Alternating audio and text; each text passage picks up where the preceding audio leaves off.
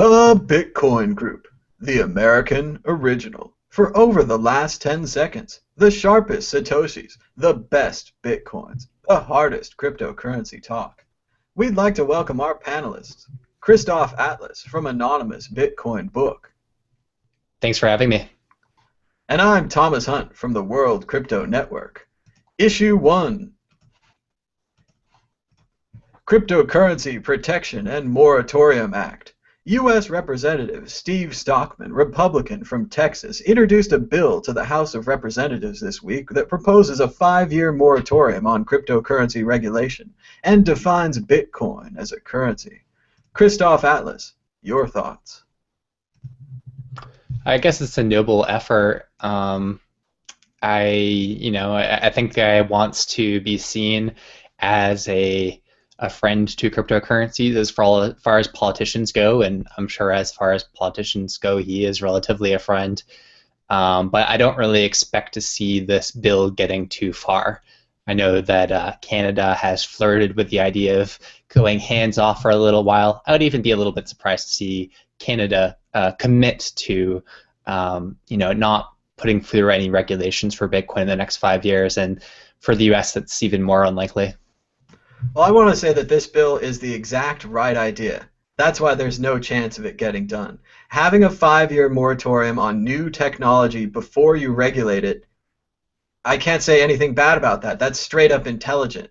You're able to watch the rest of the world react to this new technology. You're able to learn from their mistakes. And meanwhile, there's nothing stopping them from writing reports on what possible solutions could be, rewriting these reports, getting new data, analyzing other situations, and really trying to understand this. The 5-year moratorium is a great idea, but unfortunately, like Christoph, like you, I agree, it's probably not going to be passed. This is just one representative. It's not even as if his party has taken it up. It's not even as if the other party has spoken out against it. It's a very minor issue.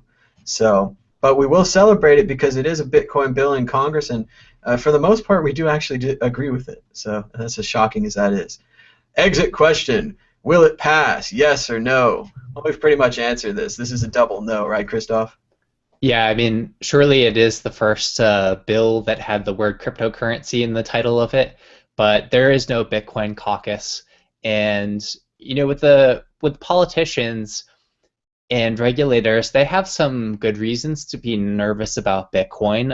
In a lot of ways, Bitcoin stands to put them out of a job, at least parts of the government. But what's disappointing when we see these kinds of things come up is that they are continually disingenuous about why they're opposing Bitcoin.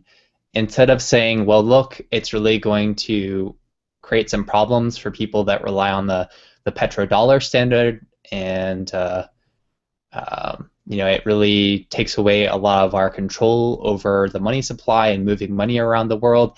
Instead, the talk is about terrorism and money laundering and child pornography and all of the old tropes that they pull out. And I really just wish for once that they could be honest about why Bitcoin makes them nervous, and then maybe we could have an actual conversation about that. The part that I find so disingenuous is when they talk about protecting the consumer. Meanwhile, we've had all these banks commit massive fraud, choose whichever fraud you want, home mortgages scandal, derivatives, the LIBOR fixing interest rates, whichever one you want to pick. There's been no punishment, there's been no arrests, there's been no shutdowns of these businesses. They're too big to fail, too big to jail, and they just continue to march around the world finding new and exotic ways to make money without working. And there's no penalties on this. There's no penalties on the tax havens. Russell Brand did a bit on his show recently. He was talking about the various legal ways to avoid paying taxes. And the problem is not that a few billionaires or a few millionaires are using these legal ways to avoid taxes. Yes, that's deplorable for their character, but they're using legal ways. The problem is the legal ways to avoid taxes exist, and we don't close these loopholes. These loopholes affect only the millionaires and billionaires. They don't affect the normal people, and the normal people very much have laws on top of them for everything that they do, and we keep seeing that. So yes, this will not pass. It's been tabled. It's in 2 committees, Ways and Means and the Financial Committee, and as we all know, committees are where bills go to die. This bill was not fast-tracked. It was not taken direct to the floor. The president did not speak about it. Obviously, Stockman's a Republican. It's unlikely he'd get support from Obama anyway, but like you said, a Bitcoin caucus. What a beautiful idea. A cross-party group that would be supporting Bitcoin. Let's talk up that idea. Let's try to get somebody to join Stockman, and maybe the next bill can be co-sponsored by a Democrat. For something this relatively small to Congress as well, you would expect it to be more something that's snuck in the back of some other bill that's vaguely related. And as far as this Bitcoin champion goes in Congress, I don't think that he likes Bitcoin even a tenth as much as Chuck Schumer hates Bitcoin, so that's also an issue. I wouldn't mind if this bill was refashioned and stuck onto another bill as a rider, or of course if I was in Congress, every single bill that came up I would stick it onto as a rider, because that's how you really work Congress if you really want to work it. You have to be on the legislative level and you have to be submitting bills all the time. And hopefully Stockman will. Maybe he'll keep this up. Moving on, Issue 2. Issue 2, Bitcoin Giving Tuesday was this Tuesday, and it was a resounding success, even breaking transaction records. Dozens of charities participated, including Bitcoin stalwarts like Free Aid and Bitcoin Not Bombs, and newcomers like the United Way, the Red Cross, and the recently announced Save the Children Foundation. Congratulations to BitGive. From the very beginning, charitable donations and Bitcoin have gone together like peanut butter and jelly. Thomas Hunt, your thoughts on Bitcoin Giving Tuesday? Well, thank you for asking me. Come on, dogs. I think Bitcoin Giving Tuesday was a great success, and I was glad to see all the charities participating, either accepting Bitcoin directly or accepting ChangeTip on their Twitter or Reddit accounts.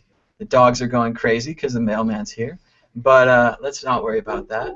And I'm always impressed to see the charity efforts of Bitcoiners, even when the price is down, like it is right now. I know a lot of people probably don't have the money to donate, but they still donated. And even $5, $10 here and there helps out a lot. So, Christoph, what are your thoughts? I think this is a good opportunity to just remind people why Bitcoin is so effective for charities. As you mentioned, $5 or $10 goes a long way, and because of the lack of these gouging percentages that are taken out of the donations in Bitcoin, as opposed to the more typical mediums of exchange, that $5 or $10 stays $5 or $10, and that's very important. And so that means that you can, as a charity, you can start to gravitate a little bit away from this model of always having to get almost all of your donations coming from a few very wealthy individuals or organizations, and you could really spread it out to the masses. You could, instead of having one $1 million donation, you can have $1 million $1 donations, and that can still work for you, and that's very effective. It's also neat the way that the Bitcoin protocol can be used in this money raising. By just putting out a public address, people can track how much money is sent to that Bitcoin address without any work by the charity. Now, I do think there's additional tools that could be built on top of this. I gave this idea to my roommate, and he built a pretty good version, but he didn't finish it, so I'm giving it to you. Blockchain.info, put a thermometer on there. So let me set how much money I want to raise in the account, and then fill the thermometer up as I raise that money. It's a very simple idea. I've seen another wallet. I don't remember which wallet it was related to CryptoKit, but they had a similar system where they would show you a circle, and when you got the full circle raised, you've raised the money. This ability to link a percentage meter to the Bitcoin account is all you need for fundraising. You don't need anything else. You don't need a complex web page or web designer. And what's great about this is when you're fundraising with just the public QR code, your security is not in question. You haven't given out your account number. You haven't given out the ability to spend your Bitcoins in even the slightest. This is how Bitcoin works, and it works really well. So I think there's a lot of good fundraising in the future, and it'll come from charity, hopefully, to charity. Did you know you can ask questions to the Bitcoin group at any time during the live broadcast? Just click on the overlaid questions icon on the YouTube video, log into Google+, and you'll be all set. Your questions on the Bitcoin group. What could be simpler than that? Issue 3. U.S. kicks off huge new auction of Bitcoin seized in the Silk Road bust. The second round is over.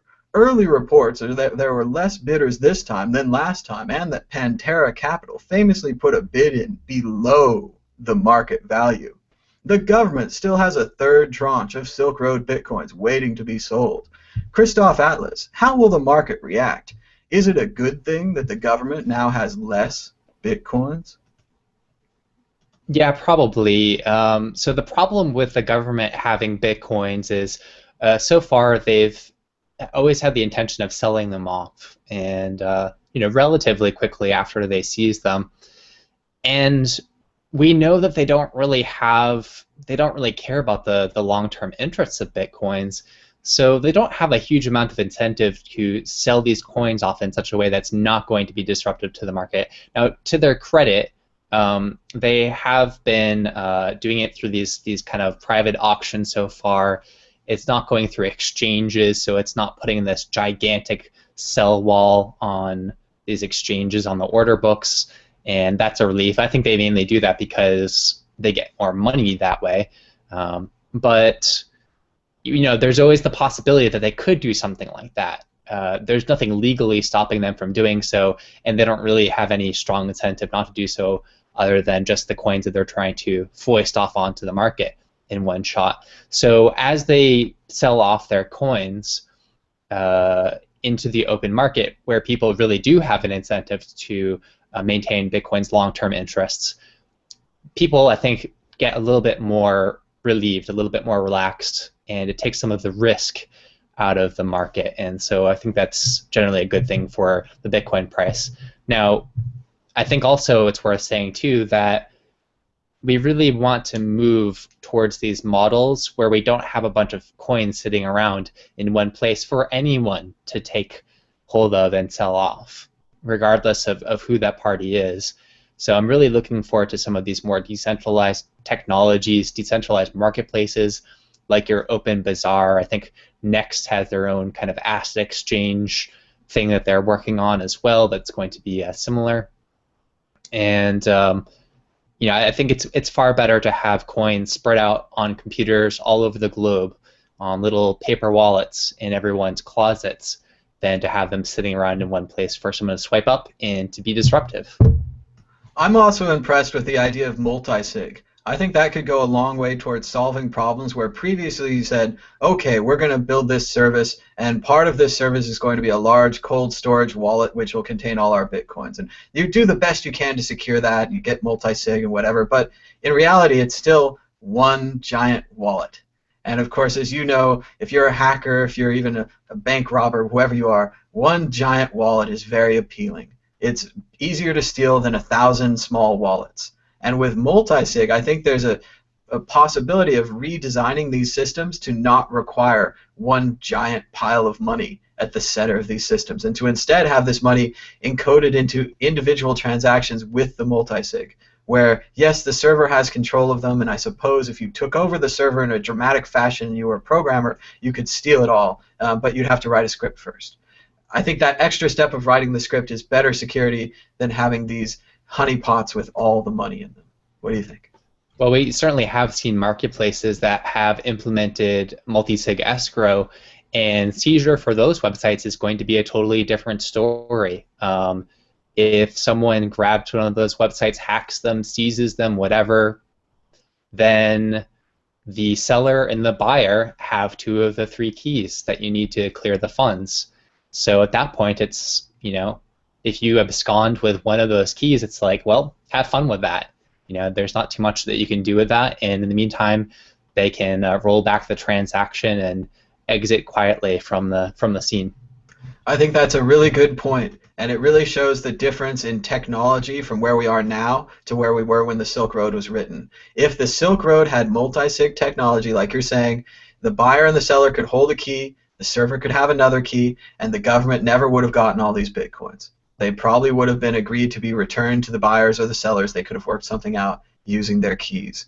And that in the future, more systems are going to be built on multi-sig. So as far as the government issue, well, I want to play a little devil's advocate here with you libertarians. I know you don't like government, but from someone that thinks governments might be okay for some things, it's very sad to see them selling bitcoins. The government has a real opportunity here to hold these bitcoins, to wait for them to go up into value, and to perhaps pay for some government services. We're losing a lot of opportunities for parks and schools here, that these bitcoins, when they go up in value in the future and we go back and we say, well, the bitcoin pizza is worth millions of dollars, but how much did the government lose by selling the Silk Road bitcoins too early? And I think it's going to be a lot if the price, when the price recovers. So, forced prediction, exit question. How much will be paid per Bitcoin for the Silk Road Bitcoins? Will they all be sold to the same bidder like last time? Christoph, Atlas. Yeah, I wouldn't be surprised if they are sold to the same bidder, and I expect them to go for roughly market value. I know that there's some rumors that people are putting in bids under market value, but I expect them to be outbid. We can report now that there is a breaking story this afternoon that Tim Draper only won 2,000 bitcoins. So this auction did not go as well as the last auction for him. We don't have additional information as to how much he paid for the 2,000 bitcoins, but remember, we don't really have official information on how much he paid for his last set.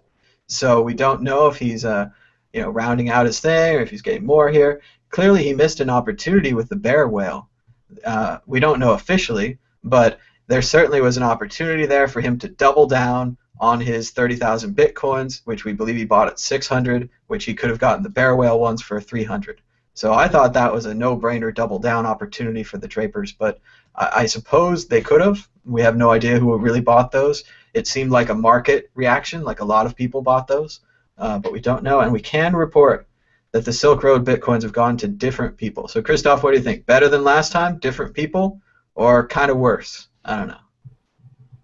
Yeah, I know. It totally depends on who ended up with the coin, so we'll just have to wait and see. I did have a theory that perhaps if Draper won a second time, they could write off Bitcoin as there's only one billionaire who's crazy about it, and he keeps buying them all, and he's kind of eccentric. That could be a theory, but now there's clearly other companies that are into them, other companies that are buying them, and clearly Bitcoin has value if your name's Draper or otherwise. Issue 4. BitLicense comments reveal competitors' hidden agenda. Amazon, Western Union, and Walmart all had plenty to say about New York's BitLicense, and now those comments have been made public. Thanks, Super Nintendo. Walmart and Amazon are worried about how the regulation could affect their gift card programs. Western Union has many anti-competitive concerns. Christoph, Atlas, what did you think of their comments? Yeah, I thought I read Amazon's in particular, which I thought was a wonderful little piece of CYA, and they're obviously not hugely concerned about the future of Bitcoin, but they're worried about becoming collateral damage, and that's a reasonable concern. That happens all the time in regulation, that these laws are put on the books, or these interpretations of laws in the form of regulations are put on the books and worded in ways that can be interpreted in multiple directions. And people, companies, corporations that had nothing to do with the original intent end up getting affected. So I'm not at all surprised to see that they have their top counsels weighing in on this and sort of eyeing the situation nervously. And I think it reflects the general attitude for some of these larger corporations toward Bitcoin, which is they don't like the fact that Bitcoin is rocking the boat, that it's agitating regulators. They're concerned that this bringing the focus onto digital money or digital currencies in some fashion is going to affect their own systems that are not decentralized, and that just sort of annoys them. I think collateral damage is a good point. The original BitLicense proposal was so broad and so incredibly unclear that Amazon and Walmart are right to worry about their gift card programs. They could be considered virtual currency under such a broad legislation. As far as the Western Union comments, I had Ayn Rand flashbacks. Kurt Vonnegut Jr. wrote a short story called Harrison Bergeron. There's a great film of it with Rudy from Rudy the Hobbit. And in Harrison Bergeron, everyone's made equal. So the great ballet dancers are forced to wear weights on their legs that slow them down and make them dance inelegantly so that they'll be just like everyone else. And it's very much, I was, of course, reminded of, I think it was Atlas Shrugged with Reardon Steele. And Reardon was making a better product than everyone else. And they said, well, it's not fair. We can't compete with your better product. We can't compete with your better lines and all of that stuff. And sure, Ein's work is I mean, she's kind of melodramatic and she's a little over the top. It's a bit difficult to really take seriously, but the ridiculous things that Western Union said in these comments reads like Ein's work. So it's a very troubling and disturbing thing to see Western Union, this old telegraph and telephone company, so desperate to hang on and to try to pull down this new technology with legislation. And if that's all they've got, it's not going to work, and they're not going to hang on, and this is going to be a tragic end to what was probably a pretty great communication company when you were reliant on telegraph. They did a lot of good work with telegram and telegraph. Let's not forget this as they slowly die as a money service business. So, moving on to questions and answers. I haven't even looked yet, but let's see if we have any questions. I did warn you to put them in later. There's still a chance if you put them in now, we'll try to drag this show out a little bit, see if we can get some questions in. So let's see what we've got. Infinite Radio writes, crypto market caps are like unicorns. Yes, they exist, but they aren't real. Can we discuss how this is right and wrong and how development and outside funding are related to the speculative value or prices for the general public? Now, when he says crypto, does he mean like multiple coins, like altcoins and other coins? And it has been interesting to watch the price go down. I have the Zero Block app like a lot of other people, and we used to be the 86th monetary supply in the world, and I thought that was great. And we used to be worth about $8 billion in Bitcoin. Now we're down to about 5, and I think we're about the 91st monetary supply in the world, and I'm not as pleased. I liked it better when we were up before. So Christoph, what do you think? Do you have more comments on this question, more direct to it? Yeah, interesting question. Yeah, I would say naturally cryptocurrencies do have a market cap simply by multiplying the supply by the value of each coin. Now, obviously, I think for Bitcoin and lots of other currencies out there, they're either going to go to a much higher number than they are right now, or towards zero. They're probably not going to stay at the current levels for very long.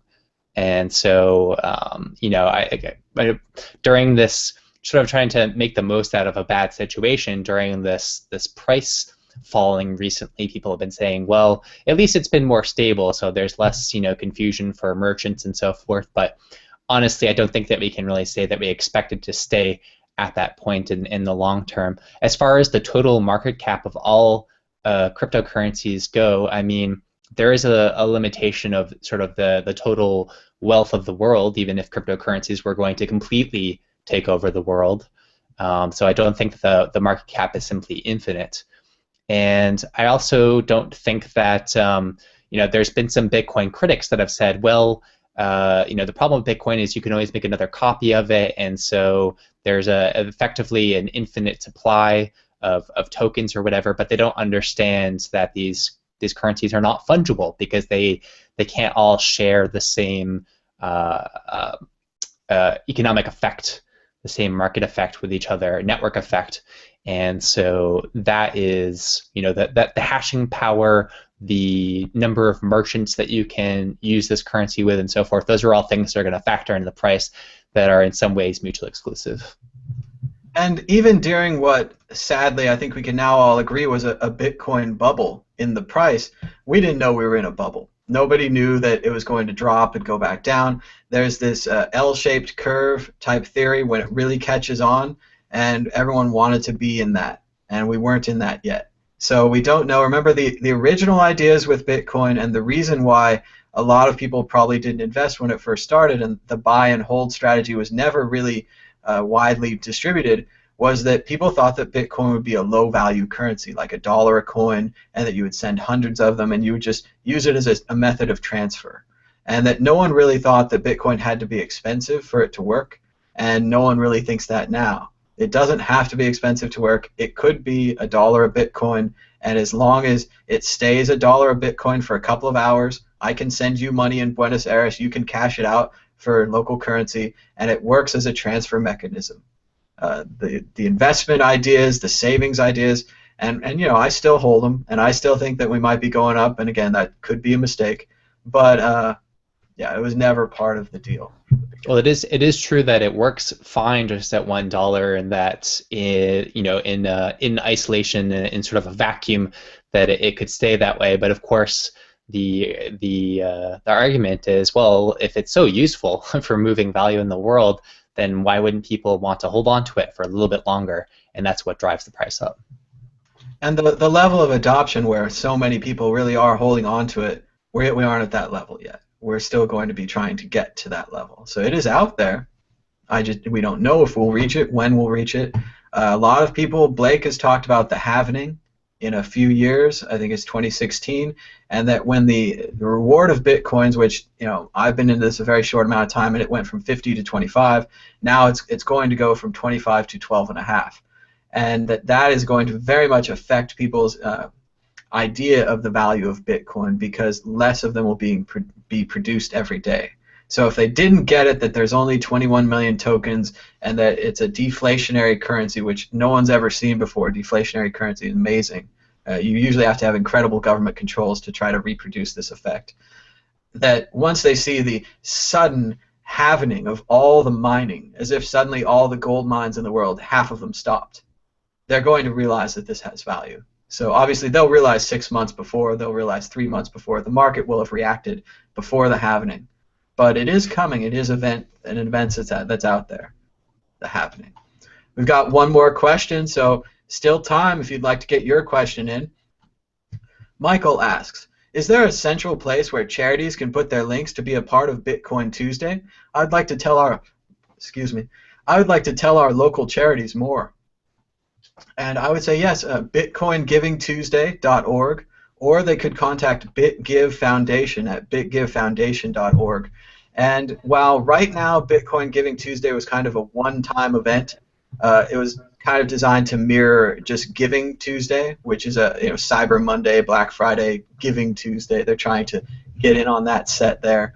It was a one-time event, probably again next year. But we did talk to Connie during Bitcoin Talk Show, if you guys like to watch that on World Crypto Network, and we did suggest that she do it every week, and that getting this charitable giving as a regular thing, like every week you give $1, every week you give a couple dollars, that could be very positive for charities as well, and give her a chance to highlight multiple charities.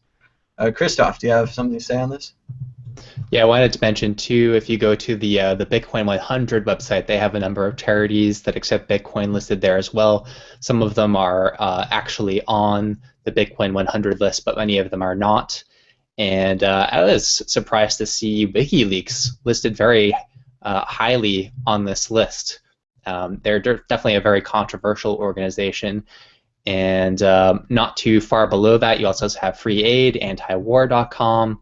So, a really Sean's Outpost, Khan Academy is on here as well, all kinds of stuff here. But it's interesting to see the how many controversial organizations are listed on there, and that's an interesting thing about Bitcoin too. Is it really it extends the number of organizations that it can accept charitable donations, whereas before you would have to go through this complicated legal process, and it may not be transnational or transcontinental, and so I think that's very good, and it takes a lot of the capital controls out of the situation, where you can donate to a charity that's not even necessarily registered formally as a charity to somewhere entirely on the other side of the world, and no one can really stop you from doing that.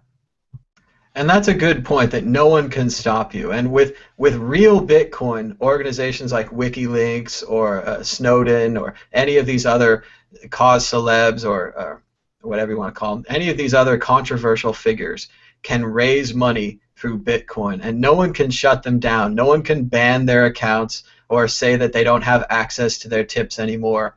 Real Bitcoin can't be shut down. As soon as you put your public address out there, anyone can send to it. And that's another thing. A lot of charities have restrictions on who can send to them, what countries, how much amounts, how often, whatever. Bitcoin has none of those regulations. If you want to give $10,000 to antiwar.com, do it. If you want to give $5, do it. 50 cents, do it. It all works. And I think that's a big change over these other systems like PayPal, where it seems like a nice company. It has PAL in there. They're your buddies. They've been around for a while. But time and time again, we see PayPal freezing accounts. Time and time again, we see PayPal banning people from their services. So there is something to worry about when you see a large centralized service trying to glom on to a decentralized one and maybe convince you that the decentralized one is too difficult to use. But it's not difficult to use. It's not difficult to scan a QR code. It's not difficult to copy and paste an address. It's much like an email, even though you can't read it like you'd read, Joe at joe.com. It's an email. It's an address. You copy and paste it. Read the beginning, read the end. It's fine. You don't have to worry about it. So yeah, Bitcoin's out there. Bitcoin's powerful, and that's real Bitcoin. So don't get confused by other centralized services. Josh says that we should throw a rad halving party, and I'd like to see that too.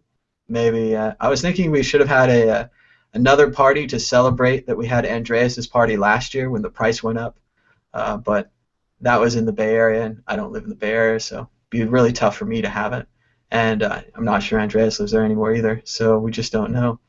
So it doesn't look like we're going to do a repeat party, but we should do another party for the halvening. I think the Dogecoin boys, they've been having a lot of halvenings, and they seem to have a party on their Reddit every time. So good for them, good on them, keep that up. And I'm sure the Bitcoin Reddit would have a party too, depending on how they were feeling, how negative. But we'll see. And I think we're about out of questions, and we're running out of time. So Christoph, do you have a prediction or a story of the week? Yeah, I guess my story of the week was this video that this guy from MasterCard put out, sort of ragging on cryptocurrencies and Bitcoin. He was president of the company in like the Asian part of MasterCard, something like that, and he had this pretty lame list of critiques about cryptocurrencies compared to the tried and true and trusted payment systems that MasterCard is associated with. And one of the things that he called out was anonymity. He said, anonymity, it's scary. We need MasterCard to keep us safe from anonymous actors. He kept comparing Bitcoin to cash, which is also anonymous. He also is not a fan of cash, apparently. And there's been people for a long time that have been saying that the New World Order is trying to eliminate cash and bring us to one single centralized electronic currency globally. And so I think he might be part of that. But here's the thing about anonymity, right? Anonymity is just privacy. It's human dignity.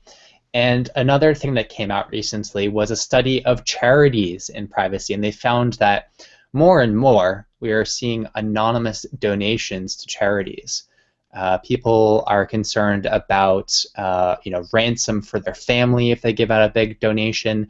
They're concerned about stealing the limelight away from the cause that they actually want to support. And so more and more these donations are happening anonymously. And I think that Bitcoin could be tremendously helpful in assisting that. So I think we should be very hesitant to poo-poo anonymity and privacy. I think that these are going to be features of currencies that continue to be around for a long time and that I think are important in many ways. That's a good point. We have a couple of more questions, so we'll go ahead and put those through. Infinite Radio says, I'm going to be in the Bay Area next week. Where should I spend my Bitcoins? Well, this is where the tragic truth of the Bay Area comes into view. I've actually been there. There's very few places to spend your Bitcoins. There's about 3 or 4 restaurants, and that's it. So, I mean, they're working on that Snap card thing. They're supposed to be giving out 500 terminals, 500 tablets to users so that they'll have 500 businesses. I haven't heard that that's finished or been done yet. So there are very few places. I would check out on December 11th, if you're here, check out the BitGive party. I think you can get an invitation online. You should RSVP today. There's not a lot of spots left. but you could join us there. Free drinks, no Bitcoins required. And other than that, you can try to spend them. I mean, see if there's a Bitcoin meetup. The Bitcoin meetup's really cool in San Francisco. I'm not sure if they're having a meeting so close to Christmas, but I would check that out. And enjoy your time in the Bay Area. We've also got a question from Chad from the Denver Bitcoin Center. He says, it's good to see everyone again. And has any of us participated in the Crypto Money Expo? And I'm going to have to say, this is the first I'm hearing of the Crypto Money Expo. Christoph, have you heard of this expo? I'm afraid not. All right, Chad, so we can't really answer your question there, but it sounds good. I heard there was another Future of Money convention in San Francisco the other day, but I only heard about it when they started putting videos up, so I didn't make it down to that one. I did go to the Money 2020 convention in Las Vegas, thanks to Roberts & Roberts brokerage at rrbi.co. So if you'd like to try some gold and silver for Bitcoin, check them out. They were fortunate enough to sponsor us, and I was able to film the Losky keynote and bring that back to you, as well as a couple other interviews and speeches that we did. So it was very cool to go to a convention, and I would like to go to more conventions, but funding. So if you would like to see me at more conventions, send in more funding and I will go. I don't mind airplanes that much anymore. Very inexpensive as far as hotels and food and things. It's not important to me. So let's see. We've got Jay Cyborski writes, does anyone have a comment on California's state law claim that they can regulate Bitcoin? I've read about this briefly, and they have a decent claim. I mean, I don't know. It seems like more and more of these systems where they try to say we need new laws to regulate Bitcoin is not true. We can use the existing banking laws to regulate Bitcoin once we agree that it's a currency. As long as we're trying to hold on to this Bitcoin as a commodity idea, it's not a foreign currency, that's where everything gets confused. I think that Germany said they were going to treat it as a foreign currency. That's what it looked like to them. I know Australia had previously said that, but now they're trying to tax it twice with their value-added tax. The British government said that it's not a currency. They're not going to tax it at this moment. That kind of attitude is the best way to go. California did sign a protective Bitcoin law, but now they're saying that they just have the right overall to regulate. And yeah, you might have that right, but when you try to actually enforce it, you're going to realize that Bitcoin is a global currency and that your enforcement efforts have only left your state out in the cold, away from technology. We've already seen it just this week. Coinbase announced USD wallets, which is making Coinbase into a full exchange, not just a bank. It's now a stock market. You can sell your Bitcoins instantly to dollars. You can hold dollars in Coinbase, and when you're ready, you can buy Bitcoins again instantly. So Coinbase is now a full-fledged trading platform, except in the state of New York. The state of New York is not allowed to participate in Coinbase's USD account program because of Losky, because of BitLicense, because of uncertainty of technology held back because of uncertainty of regulations. So absolutely an Ayn Rand type situation, and it's playing out in real time. So Christoph, what do you think about California's attempt to regulate? I haven't read about California in particular, but I wanted to say that it is kind of a shame the effect that these regulations are having on Bitcoin companies. If you go to any big Bitcoin company and ask them what their main expense is, what their main cost is for their business, they will tell you it is regulatory compliance. And that's shocking for a technology company. It should be servers, it should be programmers, it should be something along those lines. But every single one of these companies is spending 50% or more of their, I guess not 50%, but the largest chunk of their cost is coming from regulatory compliance. And it's a real brain drain and a real energy drain for these companies. The innovations that are coming out are just not coming out quite as quick as they would if they were not putting so much energy into regulatory compliance. And I'm sad to see that. Very good. And I think we're about out of questions again, so we'll move on to my prediction. Prediction. Turning and turning in the widening gyre. The falcon cannot hear the falconer. Things fall apart. The center cannot hold. Mere anarchy is loosed upon the world. The blood-dimmed tide is loosed. And everywhere the ceremony of innocence is drowned. The best lack all conviction, while the worst are full of a passionate intensity. Oh, we're out of time. Don't forget to celebrate the end of alcohol prohibition. A day worth celebrating, December 5th, 1933. Hey, that's today. Bye-bye.